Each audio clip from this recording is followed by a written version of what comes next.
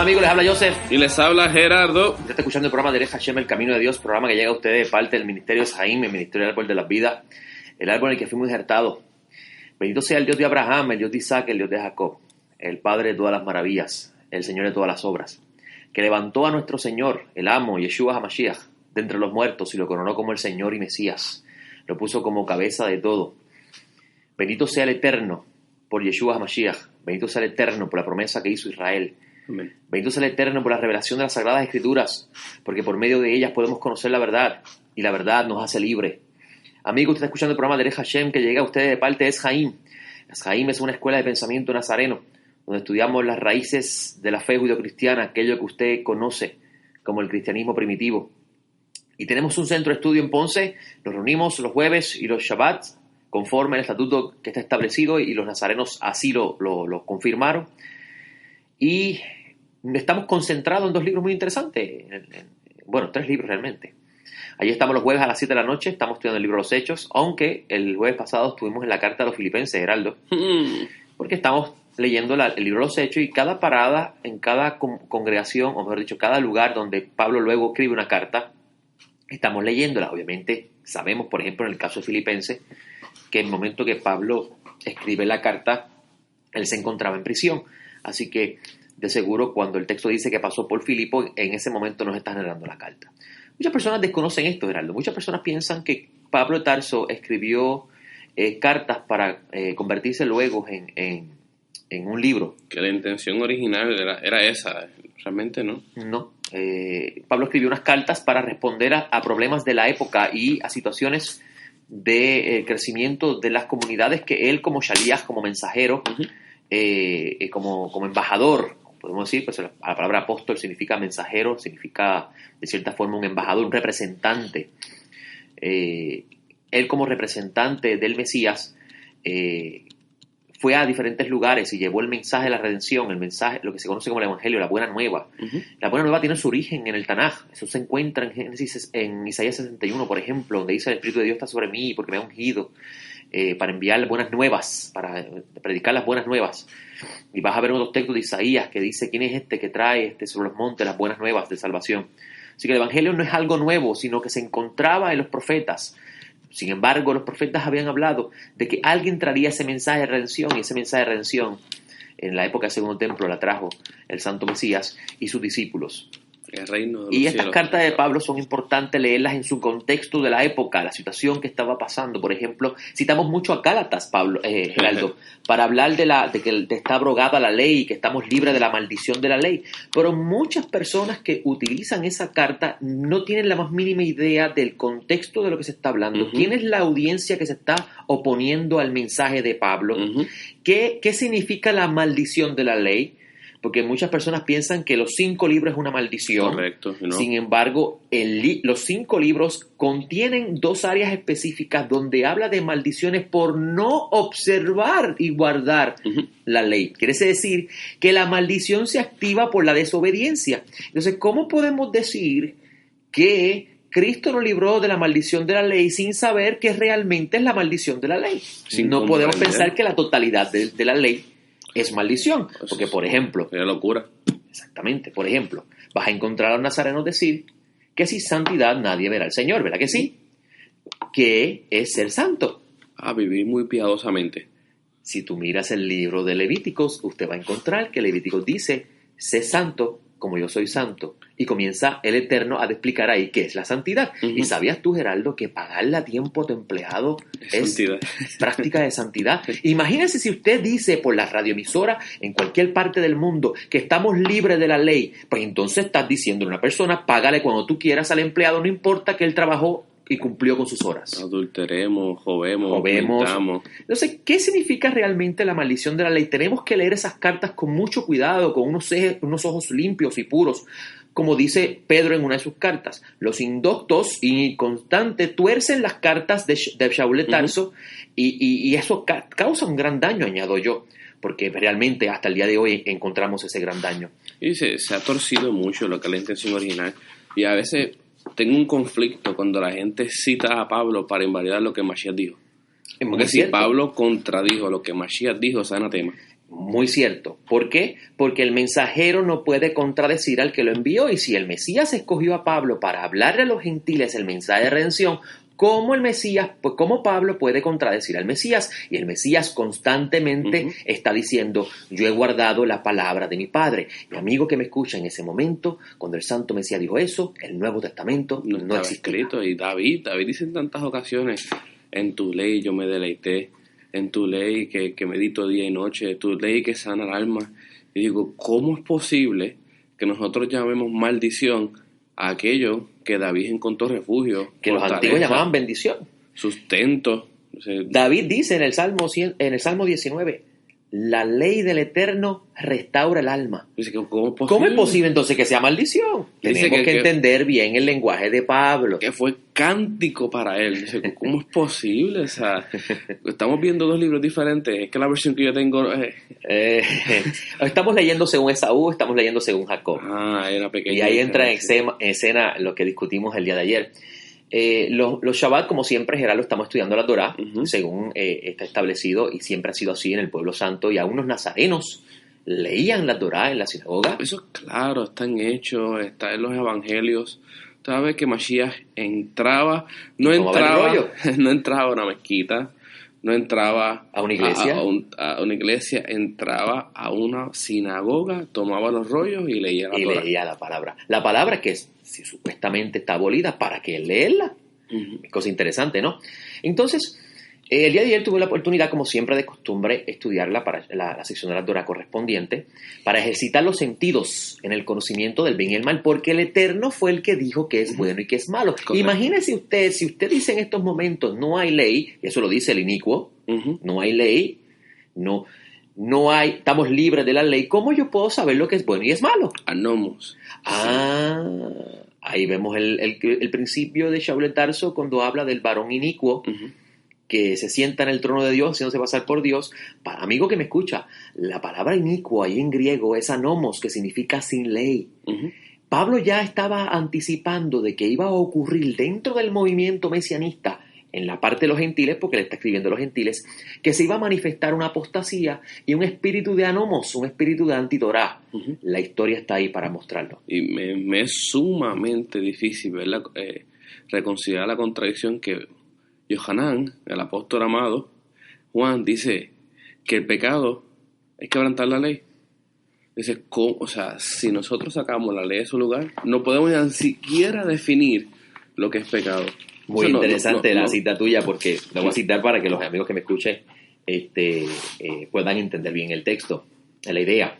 Mire lo que dice Juan, primera de Juan, capítulo 3, que está hablando de ser hijos de Dios, y que el que tiene la esperanza de ver al Mesías se purifica a sí mismo. Mira lo que dice el versículo 3, y todo el que tiene esta esperanza en él se purifica a sí mismo como él es puro. Todo el que practica el pecado también practica infracción de la ley, porque el pecado es infracción de la ley. Imagínese usted que yo comenzara a decir, estamos libres de la maldición de la ley, que la ley fue clavada en el madero, y de repente leo ese texto. ¿Cómo lo entiendo? No hay reconciliación posible. ¿No hay reconciliación? No puede ser, entonces, no puede haber dos discípulos pensando diferente. ¿Cómo reconciliamos esas ideas? Pues entonces creo que el problema es lo que estamos viendo, que es la ley. Y realmente no comprender lo que es el acta de decretos que fue clavada en la cruz, y nos hemos formado nuestra propia interpretación. Nuestra propia teología, nuestras propias doctrinas. Es interesante que hoy en día la palabra doctrina ha tomado el sentido de dogma. Sin embargo, doctrina en el pensamiento antiguo se refería a enseñanza. Cada apóstol tenía una enseñanza para su audiencia. Correcto. De ahí nacieron los dogmas. Y los dogmas son ideas impuestas basadas en comprensión de textos, que aquel que ya no piensa igual al dogma se llama hereje y se le persigue. Muy interesante, ¿no? En la sección de la tarde, Gerardo, estamos estudiando el libro de Revelaciones y estuvimos hablando del capítulo 8 y 9 de Revelaciones, unos capítulos muy complejos porque habla de de unos seres extraños que atormentan a las personas, piedras que caen del cielo, que vuelven a las mares en sangre, y todas estas cosas extrañas que, tipo Hollywood, ahí va. si no entendemos lo que es la literatura apocalíptica, Uh-huh. que no la palabra apocalipsis tiene un sentido diferente hoy, Fin del mundo. no significa lo que en el mundo antiguo no significaba lo que significa hoy. Si no entendemos la cultura apocalíptica de la época y cómo ya existían estas escuelas de pensamiento espiritual muy elevado, donde buscaban revelación divina constante porque habían entendido que los profetas estaban acabándose y que necesitaban que el cielo continuara comunicando, no entendemos cómo esta literatura apocalíptica funciona, no vamos a comprender lo que estamos leyendo. Hay que estudiar la literatura como tal, porque pertenece a un campo de literatura hebraica, porque sigue siendo judía. Ahí donde sus autores son judíos. Donde empieza el conflicto. Primero la estudiamos aisladamente, como si fuese el único. Uh-huh. Y realmente no es así. Y la estudiamos dentro de un contexto griego. Muy así que cierto. Estamos doblemente perdidos cuando estamos viéndolo. Muy cierto. Adicional a eso, Geraldo, si perdemos de perspectiva que esta literatura habla mucha simbología, muchos símbolos. Si no entendemos estos símbolos, por ejemplo, los peces que murieron en el capítulo 8, las naves. ¿Sabías tú, Heraldo, que la palabra para barco en hebreo posee las mismas letras para alma?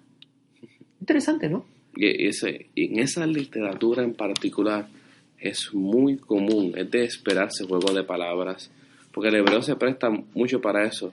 Y la llamó Isha, porque salió del Ish, salió del hombre, ¿verdad? Como la misma palabra puede añadirse simplemente una letra y toma otro giro. Y si no comprendemos. Muy interesante, Geraldo, conocer el mundo donde estos libros se construyen, el pensamiento del pueblo, porque si no, imagínense ustedes, yo puedo aprender chino, pero si no conozco la cultura y el pensamiento del chino, no voy a entender lo que él dice. Lo vas a interpretar como un occidental. Como un occidental, muy cierto. Ayer en la sección de la Torá de la mañana, Geraldo, tuvimos la oportunidad de hablar de la sección de la Torá que está relacionado a Jacob y a Esaú. Uh-huh. Esta se llama Toldot, que se conoce en hebreo como generaciones descendientes. Eso se encuentra en Génesis 25:19, uh-huh. donde la Torá enfatiza que Isaac es hijo de Abraham. Lo dice dos veces. Sí. Estos son los descendientes de Isaac, hijo de Abraham. Abraham engendró a Isaac. ¿Por qué la Torá repite tantas veces que Isaac era hijo de Abraham? Eso lo sabemos. Suena redundante, porque primero dice Isaac es hijo de Abraham, y después dice, y Abraham fue padre de Isaac. Tú dices, no puede ser, o sea, porque tú me repitas algo que es obvio. Si es el hijo, pues es obvio que es el padre. Existen diferentes ideas con respecto al texto, y entre ellas está en que se pensaba que Abimelech uh-huh. había tenido contacto con Sara, y que el Eterno, para confirmarle que eso era falso y que Isaac era hijo de él, Isaac tuvo los mismos rasgos físicos de su papá. Quien ve al hijo ve al padre. Muy interesante lo que tú acabas de decir. ¿Por qué? Porque dentro de otros textos de la sabiduría de Israel se enseña de que Isaac caminaba. El texto dice esto para enseñarnos que Isaac, y esto obviamente en forma de midrash, que es la forma de homilético de entender en los textos, Isaac caminaba por el pueblo y la gente decía, este es Abraham, de seguro que es Abraham. Y muchas veces leemos el texto y pensamos que se parecía físicamente a él. No. El texto lo que está manifestando dentro del pensamiento judío es que Isaac tenía la misma conducta, la misma forma de ser que su padre Abraham. El que veía a Isaac veía a Abraham, porque Isaac era un espejo de Abraham. Esto es muy importante para poder entender muchas de las cosas que encontramos en los textos nazarenos, como por ejemplo Yeshua dice, el que me ve a mí, ve al Padre. ¿Qué significa eso? Obviamente, la palabra ben, hijo, significa, entre otros significados, porque tiene múltiples significados, significa separar, ser diferente, pero también significa ser igual a, imitar, proyectar a lo que de donde vienes, una continuidad de quién eres. Y esto es bien interesante porque estas ideas judías nos enseñan claramente, nos ayudan a entender claramente la literatura nazarena, que Geraldo, tú no sabes el dolor que me causa en el corazón cada vez que yo escucho cómo cogen estos textos aislados para construir dogmas que realmente cuando vamos al texto per se y hacemos una exégesis del texto correctamente, no encaja dentro del texto. Y en esta sección, Geraldo, aparece el nacimiento de dos gemelos. Muy interesante. Son gemelos, sí. pero uno es velludo y otro es lampiño. A mí me da tanta risa cuando yo leo el Targum que de repente dice, y Esaú nació con barba, dientes, pelo y hasta patillas. Y tú lees eso y tú dices, ¿qué le pasó a este traductor? Y si uno no, ahí es donde viene lo que estás diciendo de conocer el pensamiento del pueblo. Si tú no entiendes que lo que él te está dando es la idea de que nació con una inclinación determinada, una determinación fija, inclinado hacia un lado. Muy cierto, Geraldo. Incluso eso que tú acabas de decir en relación con el texto es clave para entender por qué el santo, bendito sea, le dijo a los levitas que tienen que afeitar. Usted lee esos textos que dice, el que me vaya a servir a mí en el santuario tiene que afeitarse. Y usted dice, ¿qué es esto? Porque ¿acaso el Dios que hizo al hombre velludo no quiere que tenga pelos? ¿Qué significa eso? Para que en el pensamiento es que hay que conocer el idioma, porque macho cabrío y bello está bien relacionada a la idea. Y dentro de la tradición de nuestro pueblo, el pelo es comparable a un apéndice donde el mar se puede alojar. Es la parte externa del hombre y es muy comparable a un lugar expuesto como si fueran los talones, donde las quelipodas, las cáscaras o el mar tienen alcance a ti. Muy interesante, Geraldo, lo que acabas de decir, porque me viene a la mente que Esaú nació velludo y se le llamó rojo. Vemos una relación entre... Tú estás describiendo a David. David, ¿verdad? David era colorado también y era velludo. Es interesante que hay un midrash que dice que cuando Samuel fue a ungir al rey y le presentaron los hijos de Isaí, y él ve que Hashem le dice, ninguno de estos es. Y cuando llega David, él lo ve venir, y este midrash dice, y cuando lo vio velludo y colorado, se asustó y le dijo, Hashem, ¿en serio este es el hombre? Pero cuando le vio sus ojos tiernos, dijo, este es el hombre. Y es interesante porque la cabellera, el vello de David, lo velludo que era y lo colorado que era, expresa que él tenía un atributo fuerte en él, que si la inclinación al mal lo toma, lo domina y lo destruye. Y es el atributo de la ira, el atributo de el estricto juicio. Y Mesías será velludo en ese sentido, porque Mesías traerá la justicia de Dios a la tierra y acabará con el mal. De hecho, el mal que trajo Esaú. Sus ojos son como rojos, como el vino. Dice, ¡ay, qué lindo! No es nada romántico. Tiene un significado muy importante en lo que respecta al plan del Eterno. Estos dos nacieron, son gemelos, Jacob y Esaú. Y uno mira esto como historia y pasa por alto tantas y tantas cosas, Geraldo. Bueno, dice de repente Ranjal que ahí está escondida la función de Mashiach ben Yosef. En la idea tan sencilla de que uno le tomó el talón a otro. ¿Y qué es el Mesías ben Yosef, Geraldo, para nuestra audiencia? El Mesías hijo de José, o sea, el Mesías sufriente, de lo que fue Jesús. Es interesante porque usted va a encontrar evangelios que dicen, ¿no es acaso este hijo de José? La idea del Mesías ben Yosef, amigo que me escucha, es una idea judía que lo que busca explicar es que habrá un Mesías como José, el hermano de Joseph, el hijo de Jacob, José, hijo de Jacob, que sufrirá por sus hermanos y a la misma vez salvará el mundo. Y esta idea se encuentra en la historia de José. Interesante, un documento que habla de una historia, habla del Mesías directamente. Incluso vas a encontrar Isaías 53, que habla de él, del que él sufre y cargó por nuestros pecados. Y obviamente esta idea del profeta surge de este texto, esta idea de José que va a Egipto y sufre para salvar el mundo. Porque te va a encontrar la historia de José, que José le dice a sus hermanos, no se asusten, que esto lo causó el Creador para vuestro bien. Y es muy cierto, a través de José, Dios salvó a Egipto, y Egipto es sombra del mundo. Y eso es lo que significa Mesías ben Yosef. Y aquí se encuentra esta idea de Esaú y Jacob. En un pequeño detalle, y así de profundo es el análisis del texto. ¿Para qué el Eterno escogió a Jacob? Obviamente de Jacob viene Israel. E Israel son las 12 tribus. E Israel fue escogido para ser una nación de ministros, una nación santa, un pueblo que iba a anunciar el legado de Abraham al mundo, la creencia de un solo Dios, porque el mundo antiguo se había profanado, el mundo antiguo se había contaminado. Y es importante entender la función que tiene Israel para poder entender muchas de las cosas que se encuentran en la Escritura. Y es muy interesante, Geraldo, en el Bet Midrash, ayer tuvimos la oportunidad de relacionar el texto de Abdías con Esaú, que es Edom. Edom es el nombre que se le da a Esaú. Edom significa, viene de la raíz que significa rojo. Y muchas personas piensan que Edom desapareció. Incluso en la profecía, amigo que me escucha, en la profecía que dice, y el mayor servirá al menor, es decir, que Esaú va a servir a Jacob. Muy interesante que para la época del segundo templo, Geraldo, en el reino de Judea había un rey, en el tiempo que Yeshua nace, había un rey que era idumeo. Muchas personas escuchan la palabra idumeo y no entienden lo que esa palabra significa, porque viene del latín, pero realmente era un edomita. Herodes era edomita. Y Herodes, descendiente de Edom, que es el mayor, estaba gobernando sobre el menor, sobre Jacob, sobre Israel.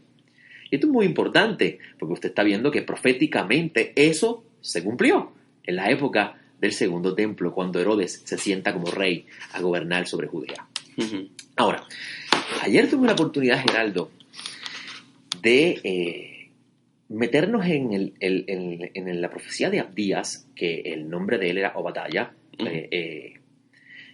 Obadiah, y se dice que Obadías era edomita, era descendiente de Esaú, pero que abandonó su camino, su cultura, su raíz, su árbol, y se unió a la fe de Israel. Esto es bien interesante, porque Obadías nos está dando un ejemplo de los gentiles que se van a unir a la fe de los santos.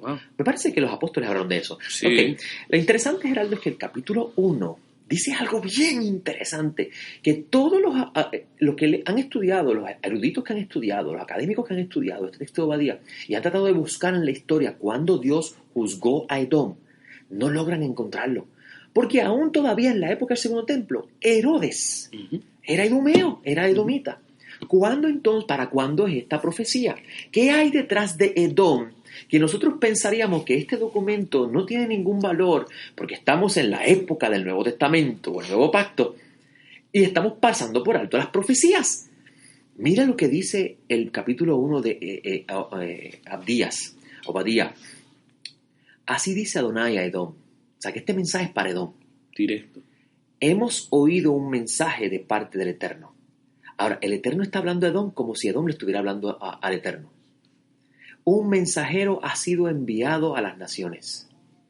Levantaos a combatir contra él.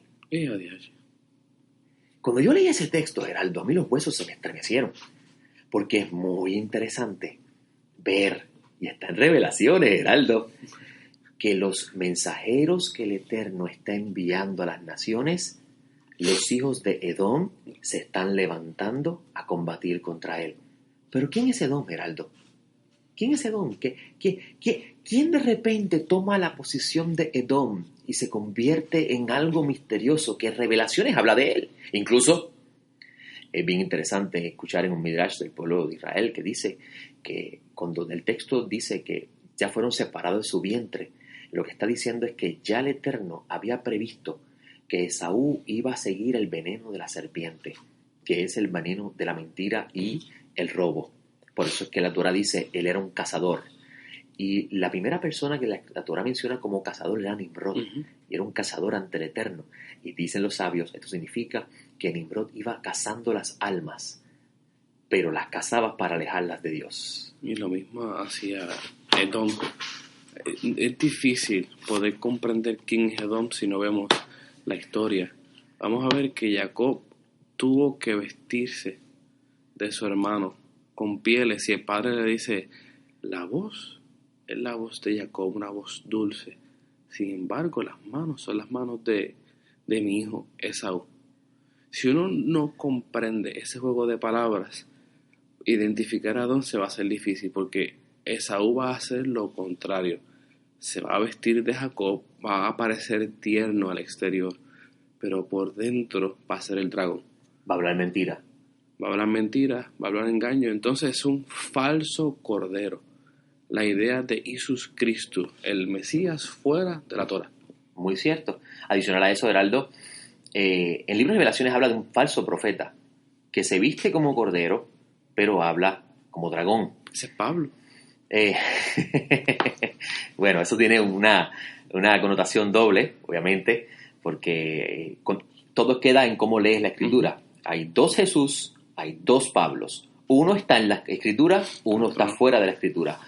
Un Pablo fuera de la Escritura es un Pablo, una teología que se ha construido fuera del testimonio de lo que está escrito.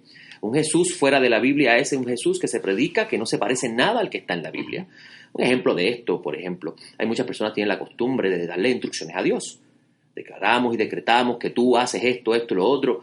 Y tú miras a Jesús que dice, Padre, no se haga mi voluntad sino la tuya. Y usted ve una diferencia entre uno del otro. Y Mashiach dijo, quien no recoge conmigo, desparrama. Muy cierto. Es bien interesante, Geraldo, que Abdías adelanta proféticamente de que iba a haber un mensaje en las naciones y que los descendientes de Edom se iban a levantar contra ese mensaje.